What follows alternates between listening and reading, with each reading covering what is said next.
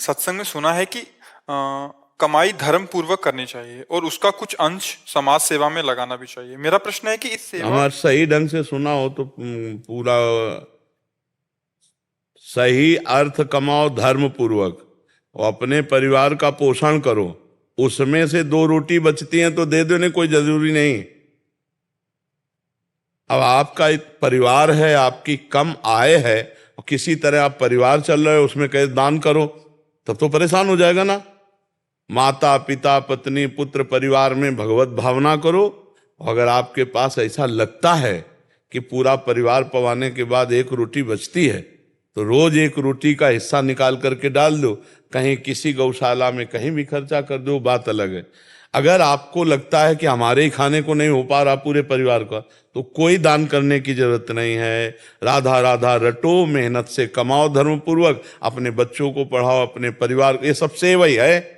ऐसा थोड़ी है कि तुम्हारी समस्या अब इसके बाद आप जो है समस्या का समाधान घर ही का नहीं हो पा रहा और आप सोचो कि हम दान करें दशांश, तो परेशान हो जाओगे ना। दान किसको कहा जाता है? अपनी वस्तु को दान करना। जब हमारी वस्तु है ही नहीं, भगवान का परिवार है, भगवान की वस्तु है, उन्हीं की सेवा में लग रही है, हाँ अधिक है तो जरूर करना चाहिए। अगर आपके भोजन पाने के बाद बचती 1 रोटी तो गऊ को पवा दो जाकर। 1 रोटी बचती है तो आप, हाँ कभी कोई भूखा आ जाता है तो एक दिन तुम भूखे रहो, उसको पवा दो, ये बात हम कहते हैं। वो देने की बात में कहते हैं कि पाप की कमाई नहीं, धर्म की कमाई है, वो आपके पास है एक्स्ट्रा तो आप लगाओ। कोई बीमार है उसकी सेवा में लगा दो, जो गौ है उनकी सेवा में लगा दो, किसी के ऐसी जरूरत दिखाई देती लगा दो।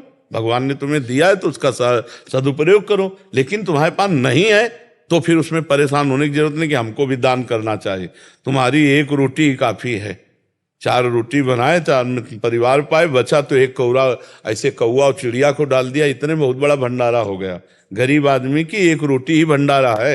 हमारी बातों को समझो, इसमें परेशान होने की जरूरत नहीं कि हमको भी हरिद्वार जाना चाहिए और दान देना चाहिए। आज तो बहुत है, हम तो ऐसे देखें किसान आदमी कि बेचारे की केला जो होता ना अमृत जैसा, क्योंकि बाजार से खरीदना है, वही घर की रोटी दाल। अब उनसे कहो तुम कि 100 रुपया दान करो, तो उनके लिए 100 रुपया दान करने का मतलब गेहूं बेचे, लाही बेचे, चना बेचे, तब वो 100 रुपया दे। तो उस बातों को हम देखा है।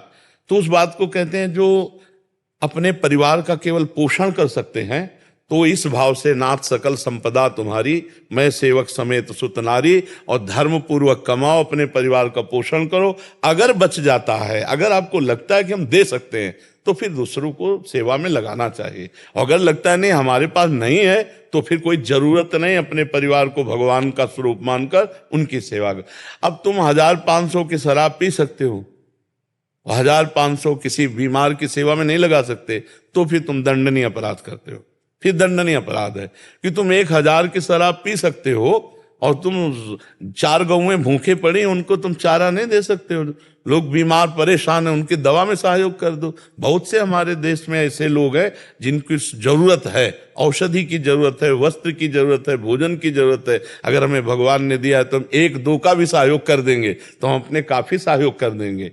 तो ये बात उनके लिए है जिनके पास व्यवस्था है। जो खुद अव्यवस्थित है उनको चाहिए अपने परिवार को पढ़ाएं लिखाएं, मेहनत करके उनको चलाएं, यही सबसे बड़ी सेवा है जी।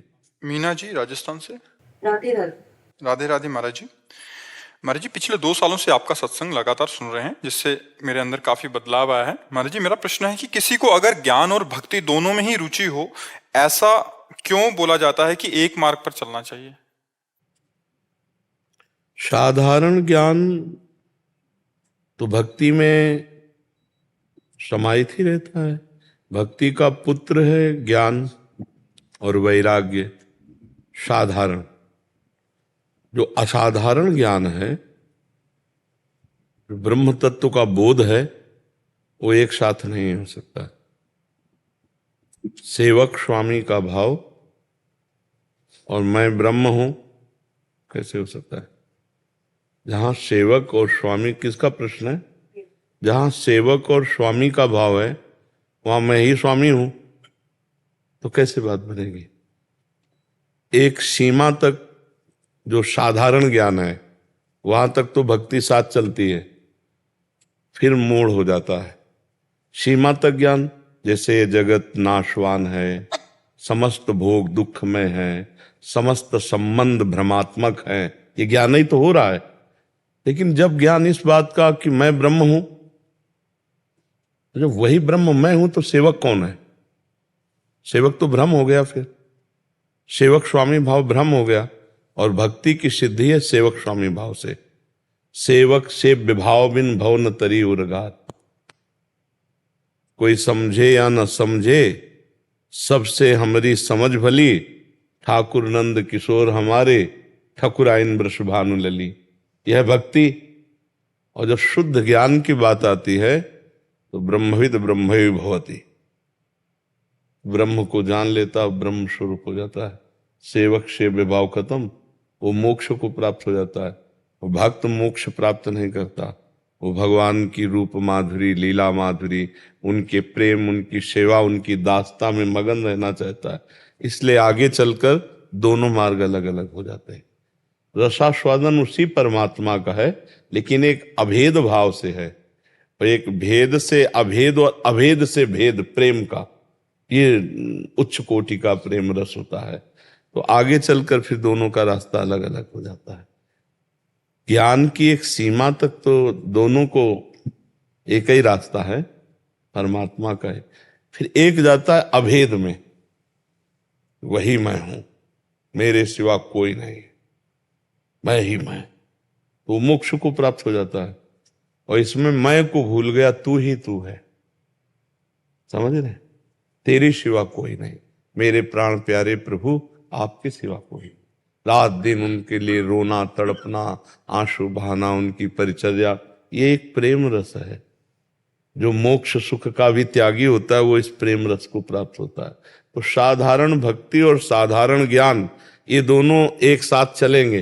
लेकिन असाधारण भक्ति तो ये ज्ञान कर्म के अधीन नहीं है, ये परम स्वतंत्र जो भक्ति है, प्रेम लक्षणा भक्ति, ये परम स्वतंत्र भक्ति। स्वतंत्र सकल गुण खानी, और बिनु सत्संग न पावई प्राणी। भगवत प्रेमी महात्मा के संग से ही इसका रंग जागृत होता है। जो मोक्ष सुख का त्यागी है वो प्रेम अभिलाषा से पूर्ण होता है। तो कुछ दूरी तक तो ज्ञान वैराग्य भक्ति तीनों, फिर एक जो विशुद्ध ज्ञान का मार्ग है वो अलग चल देता है, और भक्ति का अलग है। घाट अलग है, रसास्वादन एक ही है। उसी परमात्मा का ही तो रसास्वादन है, पर वो अभेद होकर उसमें मिल जाता है परमात्मा समुद्र में, और वो परमात्मा समुद्र का सेवन पान करता रहता है। एक चीटा चीनी में मिलकर के चीनी बन गया, यह है ब्रह्म ज्ञानी। और एक चीटा चीनी के किनारे लगे हुए स्वाद लेता रहता है, यह है भक्त। कौन सा आपको पसंद आएगा? मैं ऐसे तो ब्रह्म ज्ञान भी सुनती हूँ।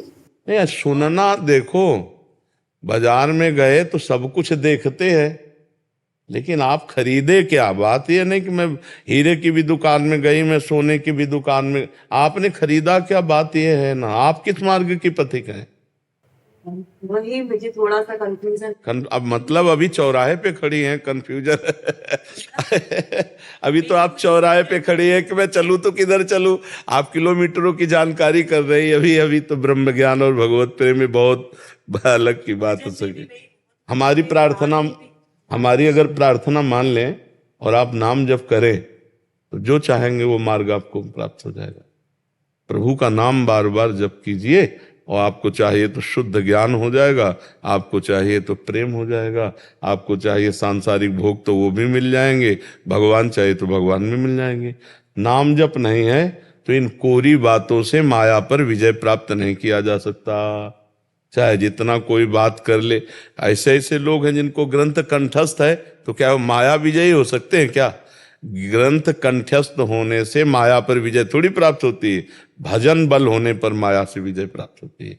खूब नाम जप करो। अगर नाम जप नहीं है तो हम वो ज्ञान अधूरा मानते हैं, वो भक्ति नहीं मानते, हम उसे हम पाखंड मानते हैं। बिन विवेक वैराग्य भक्ति बिन सत्य नय को मानो, भगवद विमुख कपट चतुराई सो पाखंड जानो। वो बिना भजन के बारी मथे घृत हो ये बरु शिकताते बरु तेल बिनु हरि भजन न भवतरी या सिद्धांत पेल।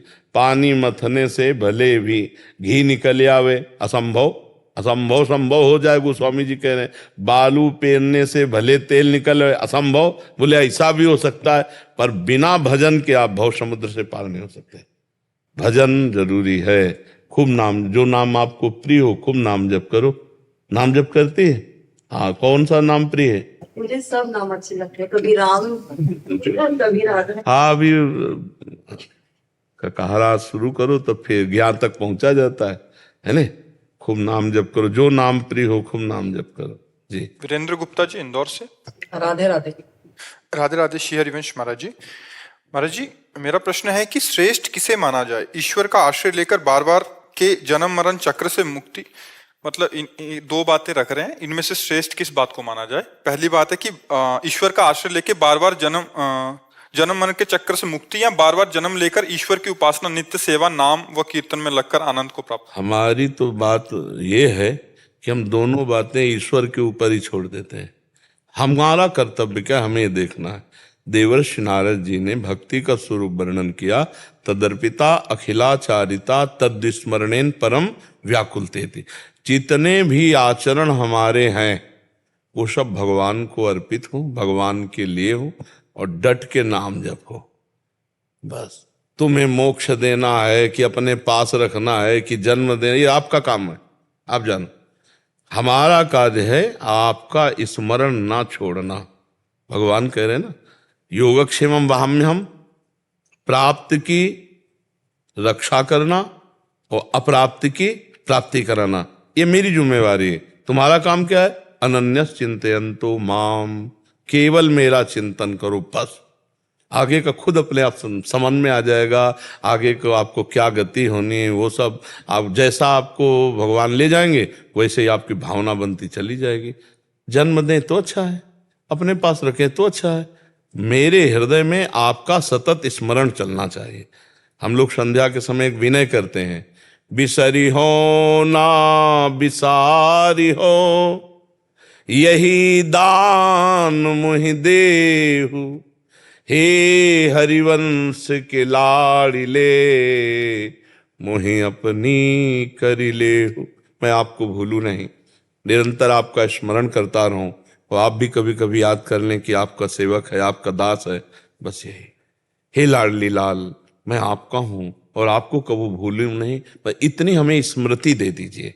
बार बार आपकी याद में तड़प तड़प कर मैं रोऊं, आपको पुकारूं, बस इससे बड़ी और कोई सिद्धि और कोई लाभ मुझे नहीं चाहिए। वो आपकी बात है, नरक भेजो स्वर्ग भेजो परम पद, वो आपकी। मेरी बात है, मेरी मांग ये है कि अखंड स्मृति, आपकी याद के सिवा कुछ ना रहे। सार बात है, समझ पा रहे हो आप? अखंड स्मृति आप तैयार करो, परिणाम तो महामोद में स्वयं भगवान ही है।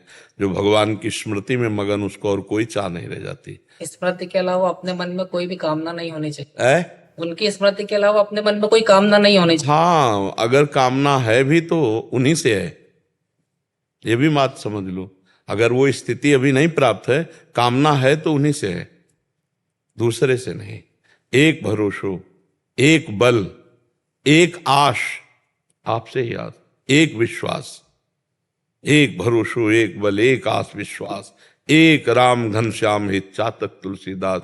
जैसे चातक स्वाति बूंद से ही केवल प्रेम करता है, ऐसे ही हम केवल अपने प्रभु का दिया हुआ ही प्रसाद पाए। हमारे अंदर कामना है तो केवल आपसे ही मांगेंगे। और सही बात तो यह है कि आप ही हमारी कामना का विषय बने। हम आपसे कुछ ना मांगे, आपसे आपको ही मांगे, आपसे आपको ही मांगे, आपसे माया ना मांगे। ऐसी हमारे अंदर ज्ञान वृत्ति दे दो प्रभु कि आपको सिर्फ चाहें, आपको ही चाहें, सिर्फ आपको ही चाहें। यह है प्रेम लक्षणा भक्ति। और कुछ चाह जहां हमने उनके पास रखी, फिर वो आर्त भक्त, अर्थार्थी भक्त के अंतर्गत आएगा, वो प्रेमी नहीं आएगा। सिर्फ आपको चाहें, आपसे सिर्फ आपको चाहें।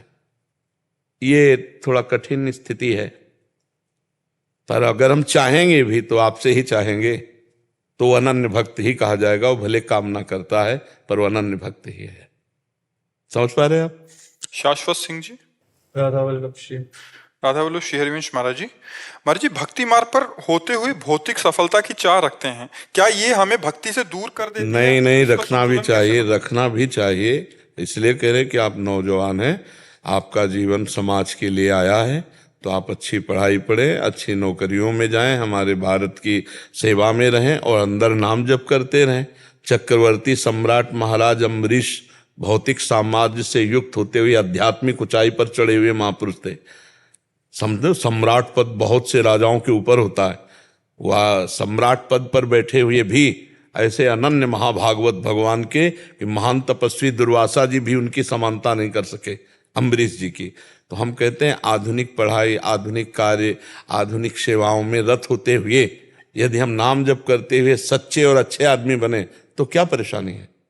क्या संसार में गंदापन ही करके जाया जाता है क्या? नहीं नहीं, बहुत अच्छे पवित्र विचार वाले, पवित्र आचरण वाले भगवत भक्त होकर के बाहरी हम कह रहे कोई मत करो, अंदर अंदर नाम जप करो, पराई माता बहनों की तरफ गंदी दृष्टि मत करो, पवित्र भोजन करो, भगवान के आश्रित रहो, तो एक संसारी पुरुष जैसे दिखते हुए भी तुम अंदर से महात्मा होगे।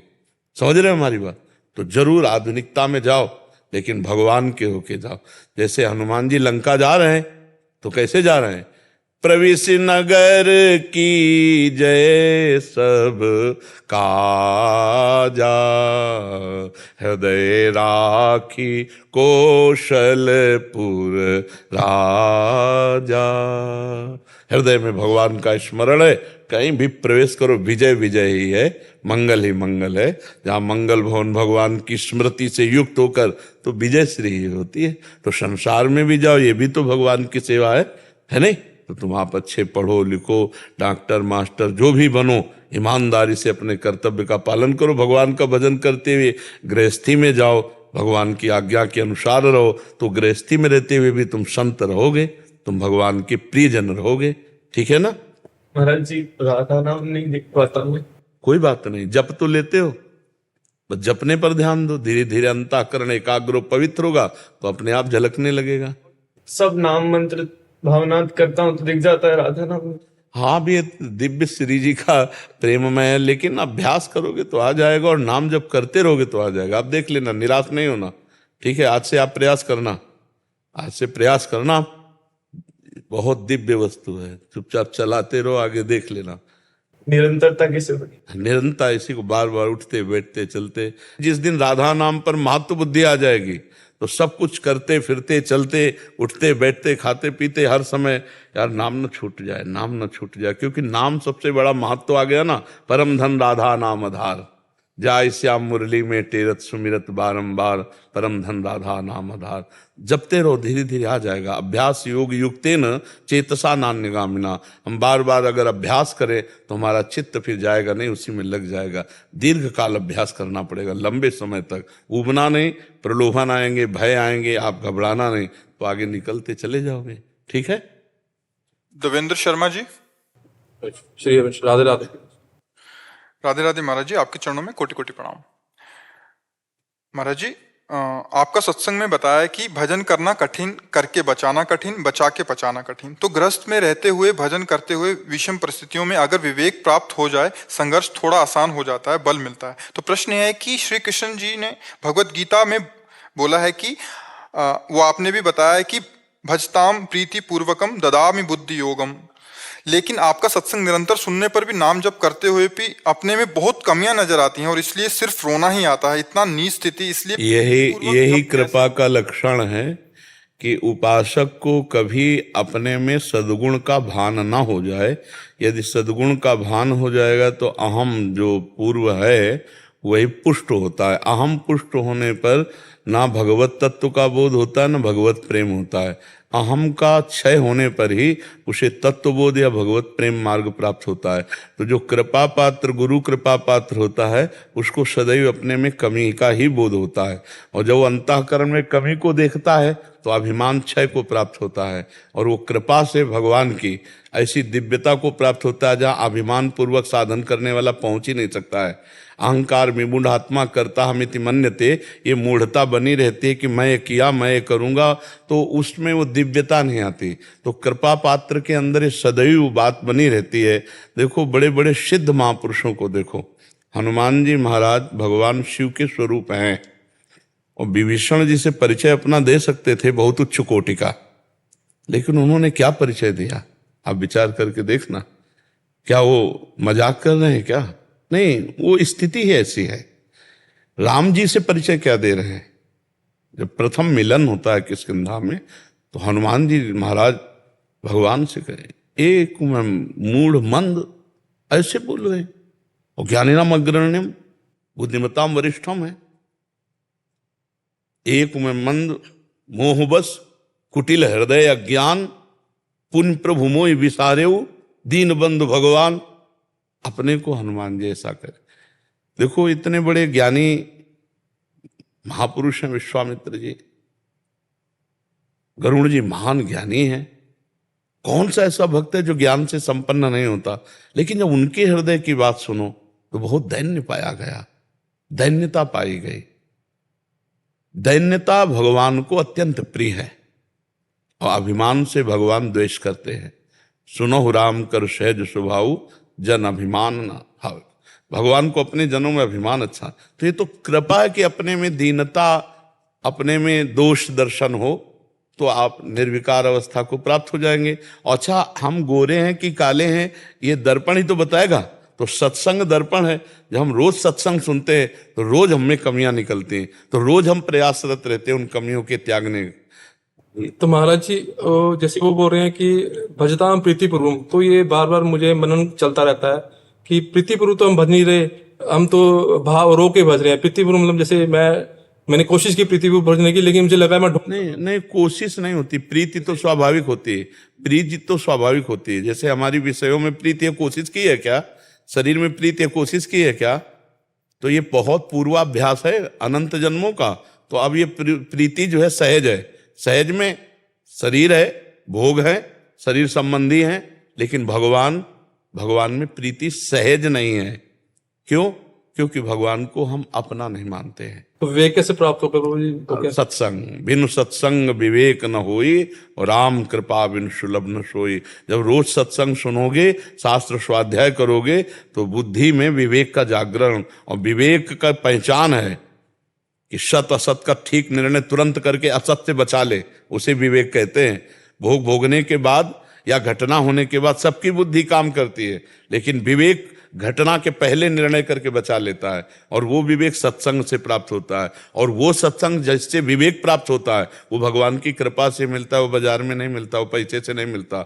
राम कृपा बिनु सुलभ न सोई। बिना भगवान की कृपा के सच्चे भगवत प्रेमी महात्मा का संग नहीं मिलता, और बिना भगवत प्रेमी महात्मा के संग के विवेक जागृत नहीं होता, और बिना विवेक के भगवान में अनुराग नहीं होता। महाराज जी, क्या विवेक और विवेक पूर्व के प्रारब्ध भी निश्चित है? तो इसका प्रारब्ध से कोई संयोग नहीं। नहीं, प्रारब्ध से बुद्धि है। एक बच्चा है बहुत बुद्धिमान, एक बच्चा है बहुत मूर्ख है, लेकिन वो लौकिक आध्यात्मिक विवेक ये गुरु कृपा से प्राप्त होता है। इसका प्रारब्ध से कोई संबंध नहीं।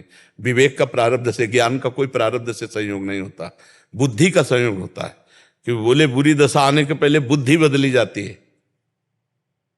जैसी वो भवतव्यता तैसी मने सहाय, आप ना आवे ताई पर ताई तान। ये शरीर और बुद्धि के अंतर्गत सारे खेल हैं, लेकिन माया मुक्त होने के लिए जो विवेक चाहिए वो प्रारब्ध नहीं, वो भगवत प्रेमी महात्माओं के संग से प्राप्त होता है। महाराज जी, जैसे आपने बोला कि कुछ कुछ योग भ्रष्ट हो जाते हैं, तो इस जन्म में पूर्व से ही, बचपन से ही वैसा विवेक जागृत हो जाता है उनका, तो ये कहीं कहीं मिलता है? नहीं, इसका मतलब प्रारब्ध का नहीं है, इसका मतलब भजन है।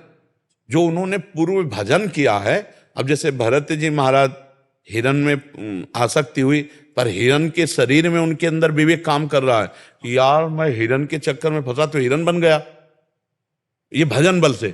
और फिर गंडकी नदी में हिरण का शरीर डुबो करके और खूब भजन कर रहे हैं। ये भजन का प्रताप काम कर रहा है उनका, भजन का प्रताप उनको ज्ञान दे रहा है। और ये भजन में रति उनकी जो हुई, भगवान ऋषभ देव जी उनके पिता से, उनके उपदेश से हुई। तो भगवान और भगवान के प्रेमी भक्तों के संग से जो विवेक प्राप्त होता है वो कभी नष्ट नहीं होता। अगर भक्ति बीज पलटे नहीं, जो जुग जाए अनंत, ऊंच नीच कुल उपजे होई संत को संत। भक्ति का बीज पड़ गया, विवेक आ गया, अब धोखा अगर कभी चूक हो गई तो उतना विवेक उसको वहां प्राप्त मिलेगा। वो प्रारब्ध नहीं हुआ, वो भजन का बल हुआ। भजन और प्रारब्ध बहुत अंतर है। प्रारब्ध होता है शुभ अशुभ कर्मों से मिश्रित, और जो भजन होता है त्रिगुणातीत होता है।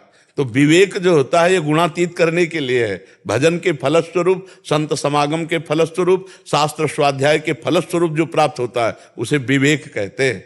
और जो शुभ अशुभ, दुख सुख आदि की गतियां हैं, ये शुभ अशुभ की गतियां हैं, इन्हीं में पूरा जीव चराचर भटक रहा है। लेकिन जिसको विवेक प्राप्त हो गया अब वो भटक नहीं सकता।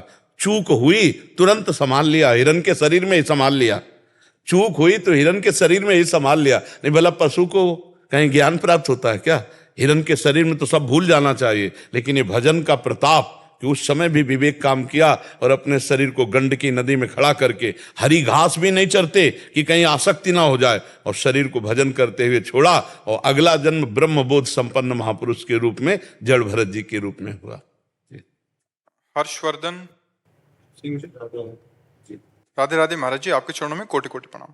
महाराज जी, एक तरफ ये मानने को मिलता है कि इंसान सही और गलत कर्म करता है और उसके अनुसार उसे फल या दंड मिलता है, किंतु दूसरी ओर ये भी सुनने को मिलता है कि प्रभु के मन के बगैर एक पत्ता भी नहीं हिलता। तो हम किस बात पर आगे बढ़े महाराज? हमारी पहले बात इतनी समझो कि जो कहा जाता है प्रभु के मन के बगैर पत्ता भी नहीं हिलता, तो उनका मन तो एक बार हो गया, एकोहम बहुश्यामा, एकोहम बहुश्यामा।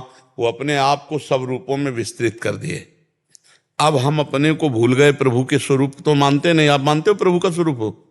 आप अपने को पुरुष मानते हो, जवान मानते हो, तो आपको शरीर दे दिया, 50, 80, 100 वर्ष का समय दे दिया, आपके अनुकूल भोग सामग्री दे दी और आपको छूट दे दी। जैसे एक किसान अपने पुत्र को खेती दे दे और विविध प्रकार के बीज दे दे कि तुम्हें जो बोना हो सो बो सकते हो। बीज बोना तुम्हारा कार्य है, खेती तैयार करना तुम्हारा कार्य है। बीज और खेती उसने दे दी। अब आप बोते क्या हो, वही काटना पड़ेगा आपको। भगवान ने तुम्हें मनुष्य शरीर दिया, तुम्हें बल दिया। अब हाथों से तुम किसी को बचाते हो या काटते हो, ये बीज बोना है। जबान से किसी को प्रिय वचन बोलते हो या गाली देते हो, आंख से गंदा देखते हो या अच्छा देखते हो, कान से बुरा सुनते हो या अच्छा सुनते हो, तुम्हारी चेष्टाएं क्या होती है? बीज है, बोलो कर्म का। उसे काटना तुम्हें पड़ेगा, भगवान को नहीं। हमारी बात समझ पा रहे बच्चा? भगवान ही का बल आप में है, भगवान ही की दी हुई सारी सामग्री है, पर उसको खर्चा कहां करते हो ये तुम्हारी बात है। अगर ईमानदारी से सही जगह खर्चा किए तो और बढ़कर सामग्री मिल जाएगी, और अगर गलत जगह खर्चा किए तो ये भी छीन ली जाएगी। फिर सुअर, कुत्ता, नाना प्रकार की योनियां वो भोगनी पड़ेंगी। आपको समझ में आ गई? दोनों बातों का भाव समझ रहे हो ना? सौमित्र जी हैदराबाद से। राधे राधे। राधे राधे महाराज जी। महाराज जी, नामापराध क्या होता है, कैसे इससे बचा जाए? नामापराध होता है कि जैसे हम नाम जापक संतों की निंदा करें, जिस महिमा को सुनकर हम नाम जपना शुरू किया वो शास्त्रों में लिखी है, शास्त्रों की निंदा करें। वेद की निंदा करना, शास्त्र की निंदा करना, संत की निंदा करना, ये नामापराध के अंतर्गत आते हैं। नाम की महिमा सुनकर ऐसा सोचना कि यार ऐसा फल तो नहीं है, लेकिन ये कह रहे हैं ऐसा शास्त्रों में लिखा है, उसे अर्थवाद कहते हैं। नाम में अर्थवाद की भावना करना नामापराध। तो नाम में अर्थवाद की भावना करना, नामदाता गुरुदेव की निंदा करना, नाम जापक संतों के वैष्णवों का अपराध करना, और नाम में भेद कर देना। नाम को छोटा बड़ा करके कि हम जो नाम जप कर रहे हैं उसकी महानता और दूसरा जो जप रहा है उसकी निंदा करना, क्योंकि नाम तो उसी परमात्मा के सब विविध प्रकार के अनंत नाम है उसके, जो नाम जप कर रहा है वो सब बंदनीय है। तो इस तरह के जो नामापराध हैं उनका त्याग करना चाहिए। अगर नामापराध हम नाम जापक संतों की निंदा करें, गुरु का अपराध करें, मनमानी आचरण करें और सोचे कि दिन भर पाप करें, शाम के राम राम कृष्ण कृष्ण हरि हरि बोल लेंगे, ये सब नामापराध के अंतर्गत आता है। ऐसा नहीं करना चाहिए। नाम जप करना चाहिए भगवान की प्राप्ति के लिए, भगवान की प्रसन्नता के लिए। और जो नाम हमें प्रिय है वो हमारे लिए प्रिय है, लेकिन जो और नाम जप कर रहे हैं वो सब बंदनीय हमारे प्रभु के ही नाम। किसी की निंदा न करे, किसी की अवहेलना न करे। तो बस इतना समझ ले, किसी की अवहेलना न करे, किसी की निंदा न करे। और जो हम उपासना कर रहे हैं हमारे लिए सर्वश्रेष्ठ है, लेकिन दूसरे जो कर रहे हैं वो उनके लिए सर्वश्रेष्ठ है। हम किसी की निंदा न करें तो एक शब्द में पूरे नाम अपराध खत्म हो जाएंगे। नाम के सहारे पाप ना करें और किसी की हम निंदा न करें। जो लिखा है शास्त्रों में वो सत्य लिखा है, इसी से 10वें नाम अपराध से बच जाएगा। वो नाम जपने में खुद इतनी सामर्थ्य कि इतनी पवित्र बुद्धि हो जाएगी कि अपराध करेगा ही नहीं। समझ पा रहे? महाराज जी, अब अगर अपराध बोध हो रहा है या हमें लगे कि अपराध बन गया तो उसका निदान? वो नाम से ही हो जाएगा। हाँ, नाम से। नामापराध भी नाम से ही नष्ट हो जाएंगे। और अंदर से जलन होती है, जब कोई गलती हो जाती है तो जलन होती है। जो जलन होती है वही प्रायश्चित हो जाता है। हम खूब नाम जप करें तो नाम बचा लेगा, नाम बचा लेगा। सुहानी चौधरी जी। जय जय श्री हरिवंश। श्री हरिवंश महाराज जी। महाराज जी, गुरुदेव के प्रति ऐसा प्रेम कैसे जागृत हो कि कोई सुध बुध ना रहे? जब गुरुदेव में इष्ट भाव हो जाता है तब ऐसी बात होती है। जब गुरुदेव में इष्ट भाव हो जाता है। गाते तो अपने लोग हैं, गुरुर ब्रह्मा गुरुर विष्णु गुरुदेव महेश्वरा गुरु साक्षात परब्रह्म तस्मै श्री गुरुवे नमः, लेकिन हम गुरुदेव को परब्रह्म नहीं देख पाते। गुरुदेव को मनुष्य मानते हैं या बहुत साधक मानते हैं, और थोड़ा ऊंचा भाव हुआ तो अच्छे संत मानते हैं, लेकिन गुरु साक्षात परब्रह्म, मैं जिनको पाना चाहता हूं वही रूप बदल कर गुरुदेव के रूप में बैठे हैं। बंदो गुरुपद कंज कृपा सिंधु नर रूप हरि महामोह तम पुंज जासु बचन रवि कर निकर। ऐसा गुरु के प्रति भाव हो जाना कि साक्षात मेरे इष्ट देव गुरुदेव के रूप में बैठे हैं, तभी हम फिर रात दिन उन्हीं के ध्यान में डूबे रह सकते हैं। ध्यान मूलम गुरु मूर्ति, पूजा मूलम गुरु पदम, मंत्र मूलम गुरु वाक्यम, मोक्ष मूलम गुरु कृपा। फिर उसको कुछ साधन करने की जरूरत नहीं। जो गुरु से इतना प्यार करता है तो वो गुरु स्वरूप ही हो जाता है। जैसे एक भृंगी नाम का कीड़ा है, वो दूसरे कीड़े को लाता है और अपने घरौंदे में बंद करके और भन भन उसको ऐसे डंक मारता है और अपनी तरफ आकर्षित करता है और भन भन, तो चिंतन करते करते अन्य जाति का कीड़ा बिना शरीर छोड़े भृंगी कीड़ा बन जाता है। ऐसे ही हम गुरुदेव के द्वारा दिया हुआ मंत्र, गुरुदेव के द्वारा दिया हुआ नाम, निरंतर गुरुमुख जो हमें मिला है उसका हम चिंतन, तो हम गुरु स्वरूप ही हो जाते हैं, हम भगवत स्वरूप हो जाते हैं। जो गुरुदेव वही अंदर अंतरात्मा हो जाती है। ये बाहरी रूप ले, अंतरात्मा वही हो जाती है। सच्चा प्यार तो वही है कि हम प्यारे के रंग में रंग जाए, जो प्यारे वही रंग रंग जाए। तो गुरुदेव से ऐसा प्यार तो कोई बिरला ही करता है, जिसने अपना सर्वस्व गुरुदेव को, और गुरुदेव का बताया हुआ नाम मंत्र ही सर्वस्व, वो आगे निकल जाता है। पर है बहुत कठिन, इसी का दुरुपयोग किया जाता है, इसी का दुरुपयोग किया जाता है, पाखंड में इसी का दुरुपयोग किया जाता है। गुरु को शिष्य ने सब कुछ दिया लेकिन गुरु ने कुछ नहीं लिया। हमारे शास्त्रों में, सिद्धांतों में, इतिहास में भरा पड़ा है कि गुरुदेव को सर्वस्व न्यौछावर किया और पूर्ण काम गुरुदेव कुछ नहीं लिए। तन मन प्राण सर्वस्व न्यौछावर गुरुदेव को, और गुरुदेव ने कुछ नहीं लिया। आनंद ले। एक दिन समर्थ गुरु स्वामी रामदास जी महाराज शिवाजी के पास गए और कहा भिक्षाम दे। सोचा समर्थ स्वामी जी आए, ये तो गुरुदेव, उनको क्या दे? पूरा राजपाट सब लिख करके झोली में। बोले हाँ ठीक है, आज से तू सेवक, चल राज शासन पूर्वक धर्म पूर्वक कर, मेरा राज्य तू सेवक। जय जय। सब कुछ दिया, कुछ ले लिया। शिष्य आसक्त, गुरु निरपेक्ष, शिष्य समर्पित और गुरु स्पृहा रहित, कोई इच्छा नहीं। तो इन्हीं सूत्रों का दुरुपयोग किया जाता है। अब वो बेचारा भोला जीव तन मन प्राण समो, गुरुदेव उसी का पाखंड के द्वारा सेवन गलत, उसने सर्वस्व समर्पित किया, उन्होंने कुछ नहीं लिया। जब तक लेने की चाह तो गुरु कहां? गुरु वही जो देने की चाह में मगन है। सबको नाम, सबको सुख, सबके जीवन रक्षा, सबका मंगल, वही गुरु। किसी से कुछ लेने की चाह आई तो वो गुरु नहीं, गुरु वो हुआ जो देने वाला है। तब लग जोगी जगत गुरु, जब लग रहा निराश, और जब आशा मन में भई तो जग गुरु और जोगी दास, जोगी दास। तो ये बात समझो, गुरु में पर ब्रह्म भावना, लेकिन गुरु की आज्ञा पर निरत, जो नाम दिया, जो मंत्र दिया। और हम आप सबसे प्रार्थना करेंगे कि अपने गुरुदेव को मन प्राण समर्पित करके उनकी बात को समझो, जो नाम मंत्र दिया है। कहीं व्यभिचार आदि दोषों में, कहीं गंदी बातों में, कहीं ऐसे हो तो गुरु की आज्ञा का उल्लंघन करने में सुख मिलेगा।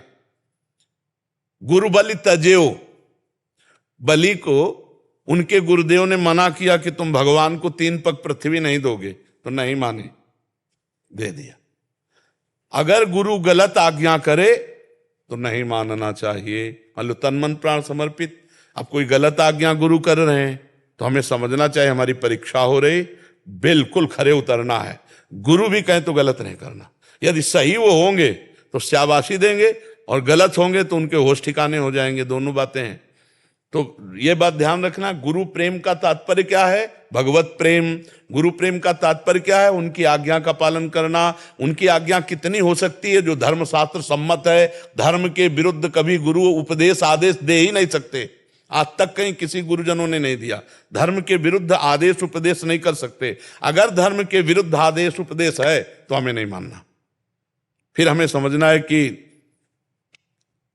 दाल में काला है, हमें नहीं मानना। धर्म विरुद्ध आचरण नहीं मानना, ये बात ध्यान रखो। बिल्कुल इस बात पर दृढ़ रहोगे तो आगे निकल जाओगे, नहीं तो बाद में रोना पड़ेगा।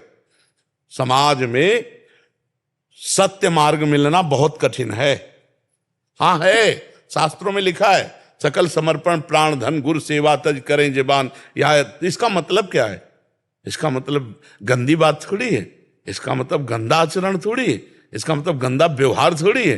नहीं, गुरुदेव की आज्ञा पर चल रहे हैं, रात दिन भजन में लगे, गुरुदेव जैसा कह रहे हैं वैसे चल रहे हैं। अब गुरुदेव इसका अगर दुरुपयोग करें तो ऐसे फिर नहीं, फिर वो बात नहीं।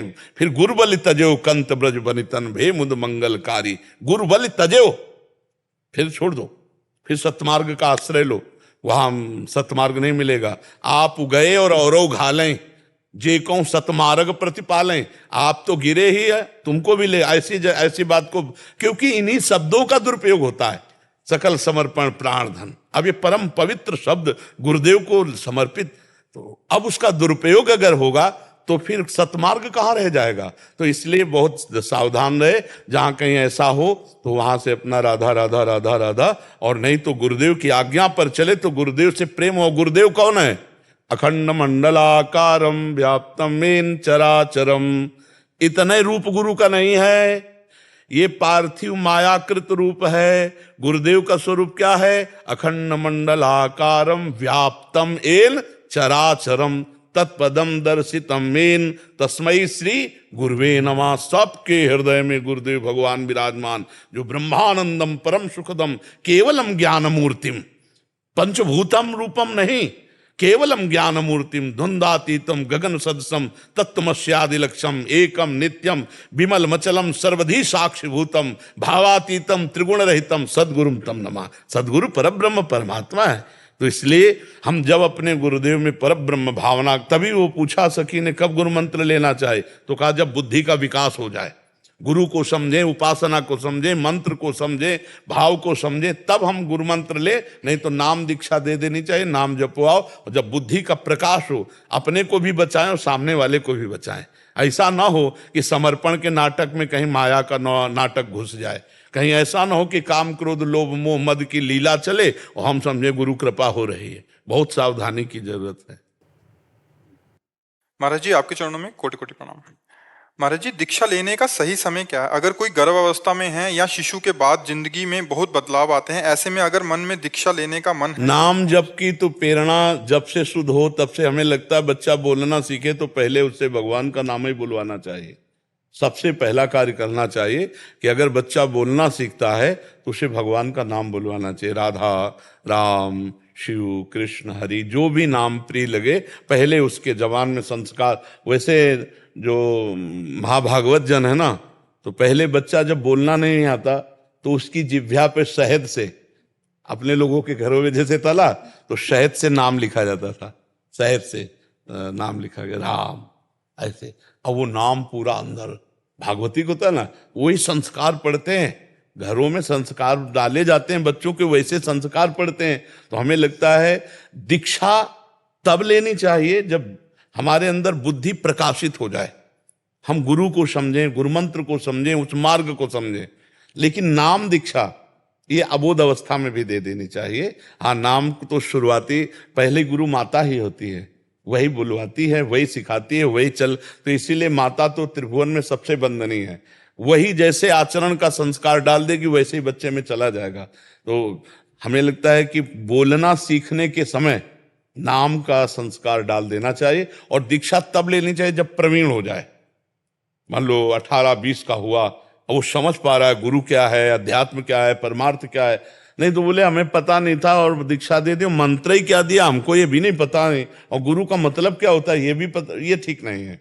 नाम दीक्षा तो बचपन से ही दे देनी चाहिए, लेकिन मंत्र दीक्षा अध्यात्म की जब तक बुद्धि का विकास ना हो तब तक नहीं देना चाहिए। जब बुद्धि का विकास हो जाता है कि गुरु क्या है, गुरु मंत्र क्या है, अध्यात्म क्या है, संसार क्या है, भोग क्या है, योग क्या है, थोड़ा समझने लायक हो, तब फिर गुरु।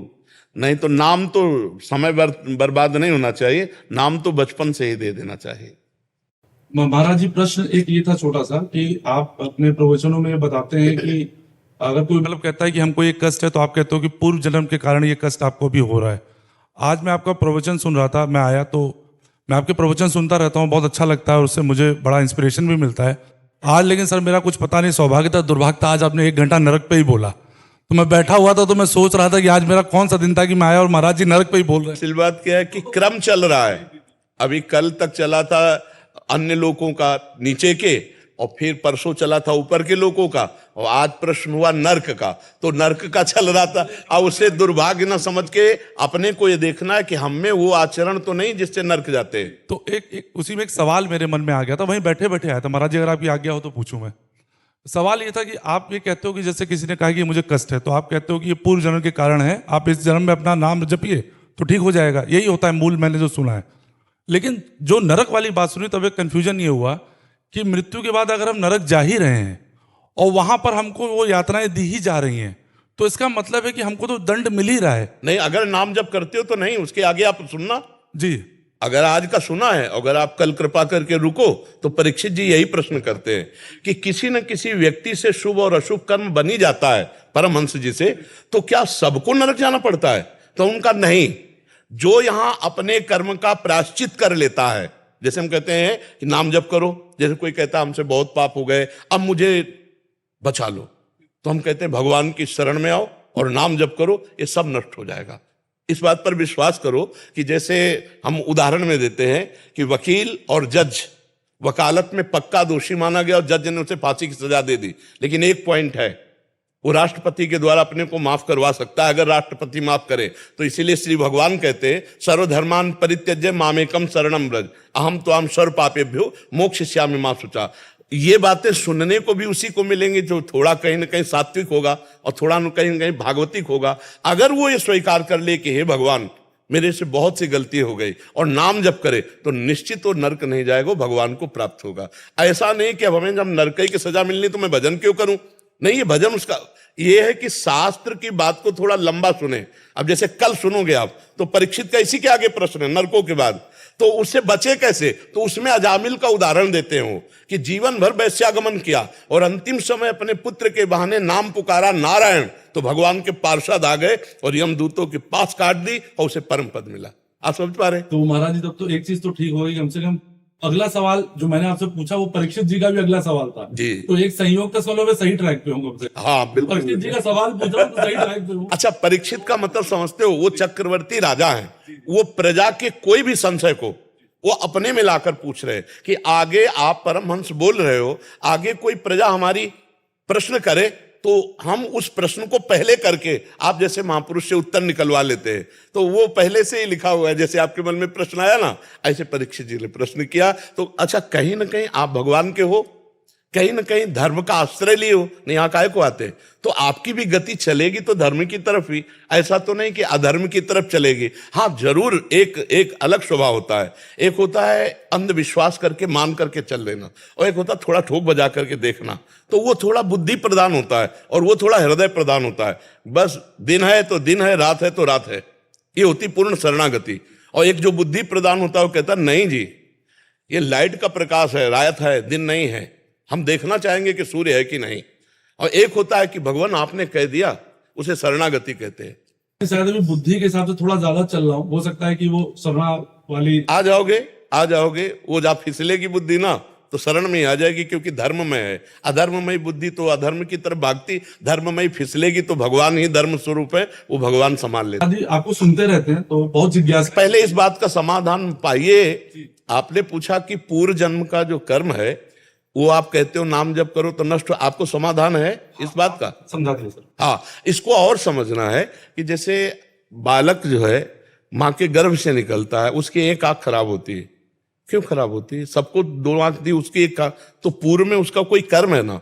बालक गर्भ से ही बीमार पैदा होता है, या एक धनी के यहाँ पैदा होता है या एक गरीब के यहाँ, तो हम इससे शास्त्रीय पद्धति से देख सकते हैं कि पूर्व कर्मानुसार इसको संयोग मिल रहा है। क्योंकि जैसे अब आप कोई कर्म करो, दंड मिले, तब तो माना जाएगा ना कि आपने कर्म किया, दंड दिया। वो कर्म लायक ही नहीं हो, दंड उसको मिल गया, इसका मतलब कपड़ा बदला है, लेकिन जो इसको पहनने वाला है वो पूर्व से बहुत कर्म किए हुए है, उसको दंड मिल रहा है। जैसे जेल की वर्दी अलग मिलती है ना, ऐसे ही कर्म भोग की, शरीर की अलग अलग। कोई बहुत धनी परिवार में जन्मा, कोई निर्धन परिवार में, कोई बहुत बुद्धि वाला, कोई मंद बुद्धि वाला, तो इन सब लक्षणों से लगता है पूर्व जन्म का कर्म परिणाम ही जीव के शरीर आदि और सुख संविधान को रचता है। अब इस जन्म में हम पशु थोड़ी कि पूर्व के कर्मों को भोगते रह जाए। अब हम ऐसे नवीन कर्मों का अनुष्ठान करेंगे, भागवतिक कर्मों का, जिससे पुराने कर्मों को विध्वंस करके हम भगवत प्राप्ति करें, हम महान स्थिति को प्राप्त हो, क्योंकि महान परमात्मा के अंश है। प्रायः उपदेश का यही स्वरूप रहता है जो आपको बताया है। महाराज जी, मैं जेल अधीक्षक हूँ जी। जेल में कैदी लोग अपनी सजा भी पूरी कर रहे जी। हैं और प्रायश्चित भी कर रहे हैं, लेकिन समाज उनको स्वीकार नहीं कर रहा। हाँ ये बात तो है। एक उन्होंने प्रायश्चित भी कर हाँ, हम ये भी हम आपकी बात मानते हैं, क्योंकि कई बार हम ये बात कहते हैं कि देखो 30 साल आप, हम उसको उल्टा बोलते हैं कि 30 साल आप बहुत सच्चे आचरण वाले रहे और 15 मिनट आपसे गलती हो जाएगी तो आपके 30 साल पवित्र व्यतीत हुई, ये समाज नहीं देखेगा। 15 मिनट गलत हो जाने वाले को आपको थोप कर पूरे जीवन के लिए कालिक पोत देगा। ये वही आदमी है, ये वही आदमी। तो ये समाज तो ऐसा ही है, ये तो कभी नहीं मानेगा समाज। तो जैसे हम अपने संतों को जब समझाते हैं तो हम ऐसे समझाते हैं कि देख भाई, अगर हमसे 5 मिनट की गलती हो गई तो समाज 50 साल की साधना में कालिक पोत देगा। कोई क्षमा नहीं करेगा तुम्हें कि बेचारा इतने वर्ष से ये लड़ रहा था काम क्रोध से, आज थोड़ा फिसल गया तो हम उसको प्रोत्साहन देकर उसको आगे बढ़ाएं, नहीं बढ़ाएगा। और फिर वो तो जो क्राइम कर चुके हैं, अब अगर वो सुधरना चाहते तो हमें गले लगाना चाहिए, हमको उनको अवसर देना चाहिए। ऐसा नहीं कि सब गंदे ही लोग होते हैं, कोई कोई गंदी मानसिकता के होते हैं जिनका सोच यही है कि छूटेंगे तो फिर यही करेंगे हम ऐसा। लेकिन कोई कोई होते हैं जो घटना परिस्थिति के कारण बन चुके हैं और उनको लगता है मैं अब एक सुधार करके एक ऐसे जन साधारण जीवन जीऊं, तो हमें लगता है उन्हें गले लगाना चाहिए, हमको उनको अवसर देना चाहिए। पर आज का अहम प्रधान जीव, आप अपनी 100 गलतियां की, हम सबसे कहते हैं, देखो अपने लोग जो यहां बैठे हैं और जो भी सुनेंगे, आप ये विचार करके देख लो, थोड़ी देर के लिए भगवान को साक्षी करके आप अपने हृदय को देखो कि क्या आप जिससे घृणा कर रहे हैं वो कार्य आपने नहीं किया है। खुला नहीं, बस बात ये है, सच्ची बात मान लीजिए, खुला नहीं, भगवान ने बचा दिया तो क्या समझते हो क्या वो खुलेगा नहीं कभी आके? वो ऐसी जगह खुलेगा जहां तुमने कोई अपराध नहीं किया और फिर फंसोगे, तो वो जो अपराध है। तो हमें लगता है यदि हम अपनी कमियां देखें तो सामने वाले को गले लगा सकते हैं, लेकिन हम जब अहंकार पूर्वक अपनी छुपा कर कि अरे ये दोषी है, ये तो जेल जा चुका है, ये तो चोर है, ये तो व्यभिचारी है, ये तो मर्डर करने वाला है, कई ऐसी परिस्थितियां होती हैं जो जीव को जबरदस्ती करवा देती है कई परिस्थितियां ऐसी होती है, ना चाहते हुए भी ऐसी हो, तो हमको लगता है वो प्रायश्चित भी कर चुके, अपनी सजा भोग चुके, तो उनको गले लगाना चाहिए और समाज को चाहिए कि उनको और उठने का सौभाग्य देना चाहिए, गिराने का नहीं। उसको ऐसा ना करे कि वो फिर उसी रंग में आ जाए।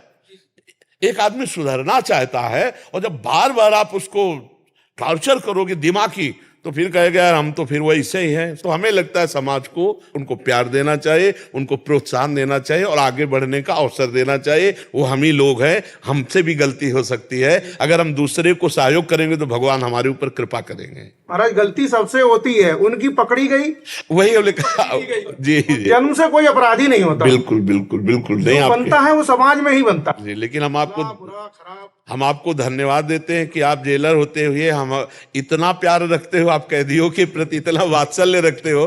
हाँ, बहुत धन्यवाद।